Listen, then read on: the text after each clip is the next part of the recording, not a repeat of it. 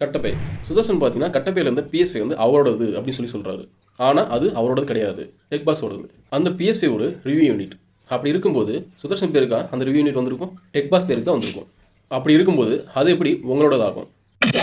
இன்னொன்று சொல்லியிருப்பாரு, ரிவ்யூ யூனிட்டாக எந்த திங்ஸ்லாம் வருதோ அது வந்து யாருக்கு தேவையோ அவங்க எடுத்துப்போம் அப்படின்னு சொல்லியிருப்பாரு. இது நீங்கள் டெக் பாஸில் இருக்கும்போது. இப்போது நீங்கள் டெக் பாஸ் வெளியே வந்துட்டீங்க. அப்படி இருக்கும்போது அந்த திங்ஸ்லாம் எப்படி உங்களோடது ஆகும்? உங்களை பற்றியோ உங்கள் கேங் பற்றியோ எந்த ஒரு வீடியோவும் ஃபஸ்ட்டு அவங்க ரிலீஸ் பண்ணலை. நீங்கள் தான் அவங்களோட ரெப்புடேஷனை குறைக்கிற மாதிரி வீடியோவில் சொல்லியிருப்பீங்க, அடடா கிரியேட்டர்ஸ் சொல்லிட்டு. அதுக்கப்புறம் தான் அவங்க உங்களை பற்றி வீடியோ ரிலீஸ் பண்ணியிருக்காங்க. ஸோ அப்படி இருக்க பட்சத்தில் யார் நாகரிகம் இல்லாமல் நடந்திருக்கா? ஒரு ப்ரொமோஷன் வந்தால் யாராக இருந்தாலும் பண்ணுவாங்க அப்படின்னு சொல்லிட்டு நீங்களே சொல்லியிருக்கீங்க. அந்த வீடியோ நீங்களே பாருங்கள்.